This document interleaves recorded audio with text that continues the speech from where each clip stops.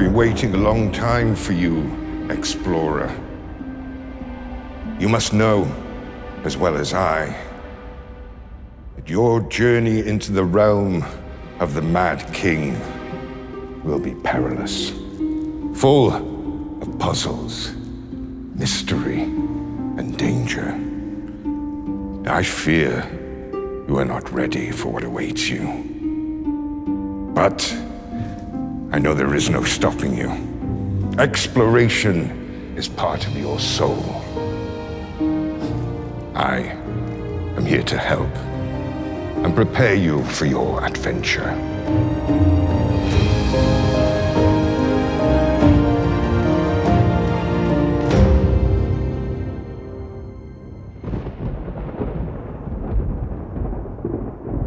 A kingdom needs a king, but it's the people that make a kingdom. These are the accounts of Kees Klokkenmaker, son of Chronicles of Klokkenmaker.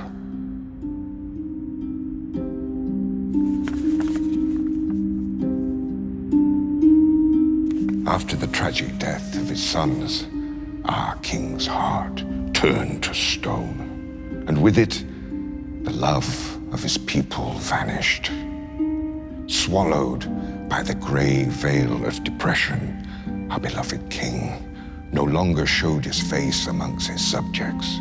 Locked up in his keep, the king mourned, and we, his people, mourned with him. Over time, rumors began to grow of the king's isolation. He had locked himself away, speaking only to the one who promised to rid him of his grief. His closest friend and confidant, the jester. He would whisper of magic, of alchemy, of eternal life, and a rule that would last forever. Promises the king's grieving heart could not recognize for what they were. Blatant manipulations. This is where the dark days of Rockbury began, with His Majesty's quest for eternal life. In his accounts, Kees speaks of many atrocities committed against his people by decree of the king. But let us now skip ahead to the most important day of all, the day of the Red Mist.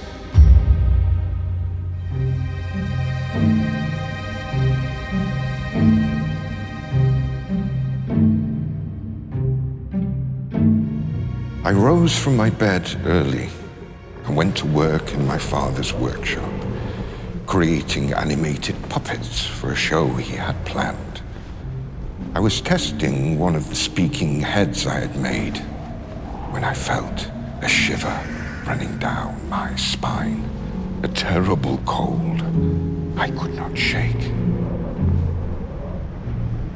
I heard my father call my name, and I ran outside. He stood perfectly still, his face locked in fear. I followed his gaze, and I saw His Majesty's keep looming over us. Something was wrong. A swirl of red clouds gathered atop the keep.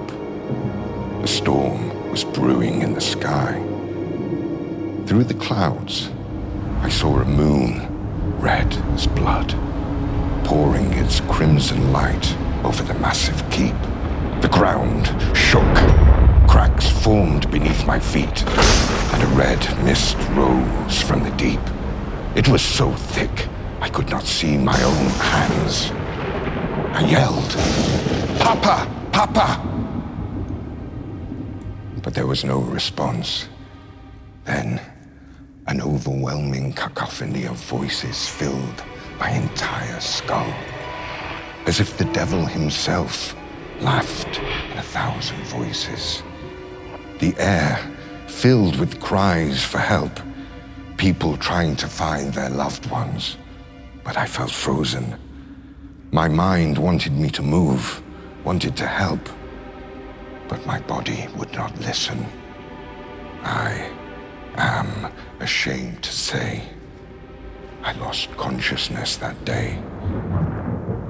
The image of my frozen father, now forever on my mind.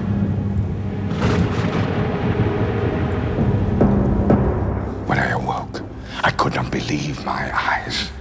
My world had changed. All around me, frozen corpses of my friends and family littered the ground. Their skin had turned a terrible blue. And my once beloved town, broken.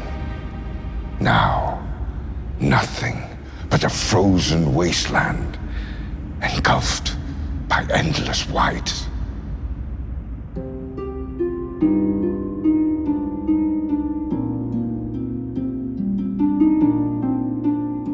The story of Rockbury is one of unimaginable hardship and darkness. But there can be no darkness without light. And the story of Rockbury does not end here.